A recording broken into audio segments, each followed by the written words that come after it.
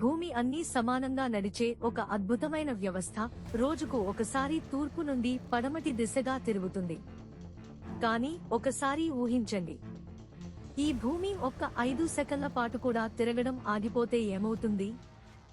సాధారణంగా భూమి సెకనుకు సుమారు 460 మీటర్ల వేగంతో తిరుగుతుంది. అంటే మనం ఊహించలేని వేగం. ఇప్పుడు అదే భూమి ఒక్కసారిగా ఆ తిరుగుదలని ఆపేస్తే ఆ వేగంతో ముందుకు నెట్టబడతాం. ఇది ఎలా ఉంటుందో తెలుసా? భూమిపై ఉన్న వస్తువులు, మనం, కళ్లద్దాలు, కార్లు, వాహనాలు, పక్షులు అన్నీ అదే వేగంతో ముందుకు తుఫానులా దూసుకెళ్తాయి. ఇది మనం కార్ బ్రేక్ తట్టకుండా ముందుకు త్రో చేయబడినట్టే.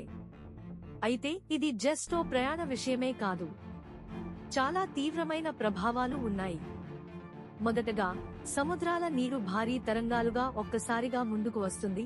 ఈ తరంగాలు తీర ప్రాంతాలను తుడిచిపెట్టేస్తాయి. ఇది సునామీ కన్నా ఘోరమైన విధ్వంసం. విశాఖ, ముంబై, చెన్నై వంటి తీర పట్టణాలు తడిసి ముద్దవుతాయి. రెండవది, గాలి పీడనంలో ఒక్కసారిగా మార్పు వల్ల భారీ చలిగాలులు పుట్టుకొస్తాయి. కొన్ని చోట్ల తుఫానులు లాంటి గాలులు వీస్తాయి. మనం ఊహించని ప్రకృతి విపత్తులు సంభవిస్తాయి. మూడవది, భూమి లోపల ఉక్కిరిబిక్కిరి అయిన శక్తులు, భూకంపాలు, అగ్నిపర్వతాలు ఎక్కువగా కనిపించవచ్చు. ఇది టెక్టోనిక్ ప్లేట్లపై ప్రభావం చూపుతుంది.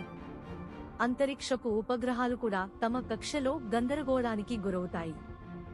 జీపీఎస్, కమ్యూనికేషన్ వ్యవస్థలు దెబ్బతింటాయి. అయితే 5 సెకన్ల తర్వాత భూమి తిరగడం మళ్లీ మొదలైతే, మరలా అదే వేగంతో తిరగడం ప్రారంభిస్తే, ఒక్కసారి ముందుకు నెట్టిన వేగాన్ని ఇంకోసారి వెనక్కి లాగినట్టు అవుతుంది. ఇది మరోసారి విపత్తును తలపెట్టి వాణిజ్యం, వ్యవసాయం, డేటా వ్యవస్థలను పూర్తిగా శూన్యానికి తీసుకెళ్తుంది. ఇప్పుడు మీరు అనుకుంటున్నారు, ఇది నిజంగా జరగగలదా? సాధారణంగా కాదు. భూమి తన గురుత్వ బలంతో అక్షప్రదక్షిణం చాలా స్థిరంగా కొనసాగిస్తుంది. కానీ శాస్త్రీయంగా చూస్తే ఇది ఒక హైపోథెటికల్, ఆలోచనాత్మక స్థితి మాత్రమే. కానీ దీని ద్వారా మనం ఎంతటి సమతుల్య స్థితిలో జీవిస్తున్నామో అర్థమవుతుంది. చివరగా చెప్పాలంటే, ప్రకృతి ఎంత సున్నితంగా పనిచేస్తుందో తెలుసుకుంటే మనం కూడా బాధ్యతగా ప్రవర్తించాలి.